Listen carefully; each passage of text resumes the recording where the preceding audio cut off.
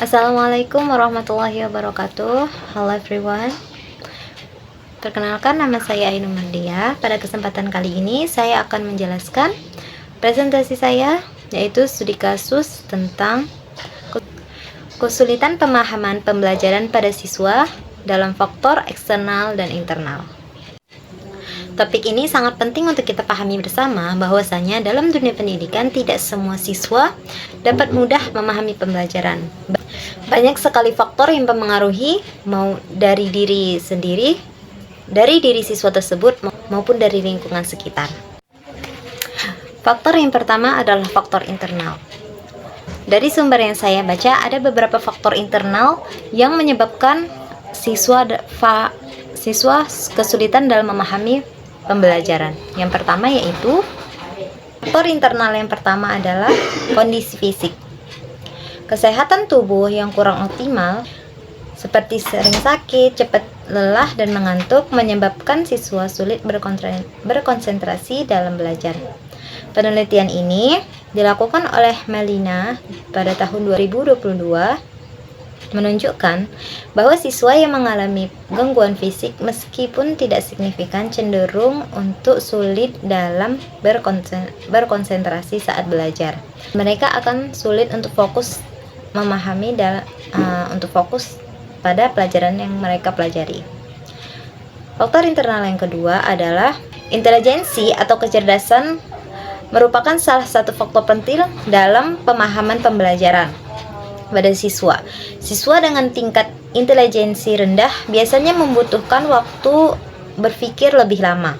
Sedangkan siswa yang memiliki intelijen lebih tinggi, dia akan lebih cepat berpikir dan cepat tanggap.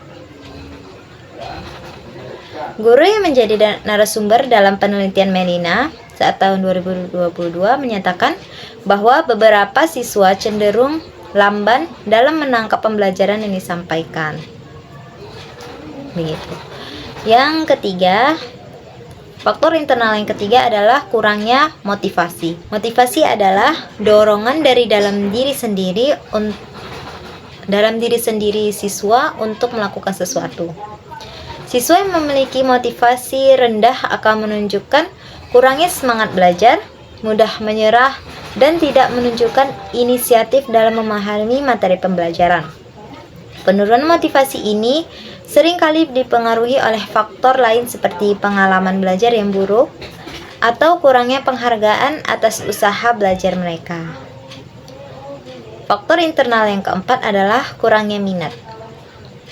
Minat belajar adalah ketertarikan dalam keinginan siswa terhadap pembelajaran tersebut. Suatu materi pembelajaran. Siswa yang tidak memiliki minat dalam belajar, dia akan malas membaca, kemudian dia juga akan malas belajar, dan di kelas dia akan sangat bosan untuk mendengarkan penjelasan dari guru. Minat yang rendah ini menyebabkan proses pembelajaran tidak optimal saat berada di kelas. Dan yang terakhir adalah faktor internal yang terakhir adalah kematangan sosial dan emosi. Kematangan sosial dan emosional sangat mempengaruhi keberhasilan siswa dalam berinteraksi dengan lingkungan belajar.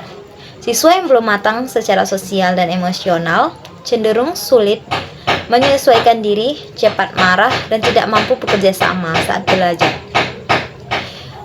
Hal ini akan berdampak pada konsentrasi siswa saat belajar dan keterlibatan mereka dalam proses pembelajaran. Itulah 5 faktor internal yang terjadi pada siswa saat belajar. Selanjutnya adalah faktor eksternal, penyebab kesulitan pemahaman pembelajaran pada siswa. Faktor eksternal merupakan faktor yang berasal dari luar diri siswa, bahwa memiliki pengaruh besar terhadap proses dan hasil pembelajaran. Faktor-faktor ini mencakup lingkungan keluarga, metode pengajar guru, sarana dan prasarana sekolah, serta pengaruh dari teman seangkatannya. Yang pertama adalah lingkungan keluarga. Keluarga adalah lingkungan pertama dan utama pada siswa tersebut. Perhatian dan dukungan orang tua sangat penting dalam proses belajar anak. Penelitian pada Melina tahun 2022 menunjukkan bahwa siswa yang kurang mendapat perhatian dan pendampingan dari orang tua di rumah cenderung mengalami kesulitan pembelajaran, kesulitan dalam membaca dan juga memahami materi. Kurangnya komunikasi, hubungan pada orang tua, serta ketidaktertiban orang tua dalam aktivitas akademik anak dapat menurunkan semangat belajar siswa. Selain itu, latar belakang ekonomi dan pendidikan orang tua juga turut mempengaruhi kemampuan anak dalam berpikir. Yang kedua adalah metode mengajar guru. Cara mengajar guru sangat menentukan sejauh mana siswa dapat memahami materi pembelajaran. Guru yang hanya menggunakan metode biasa atau monoton setiap hari dan tidak menggunakan media pembelajaran yang menarik akan membuat siswa cepat bosan dan kurang memahami isi pembelajaran. Sebaliknya, guru yang mampu menyesuaikan metode dengan karakteristik siswa yang menggunakan alat bantu visual maupun aktivitas pembelajaran di luar ataupun di dalam, aktivitas pembelajaran interaktif akan meningkatkan pemahaman siswa. Oleh karena ini, keterampilan pedagogis guru menjadi salah satu faktor kunci keberhasilan pembelajaran pada siswa. Lanjut, faktor eksternal yang ketiga adalah sarana dan prasarana sekolah. Kondisi fasilitas yang kurang memadai juga mempengaruhi terhadap efektivitas belajar siswa. Eksternal yang ketiga adalah sarana dan prasarana sekolah. Kondisi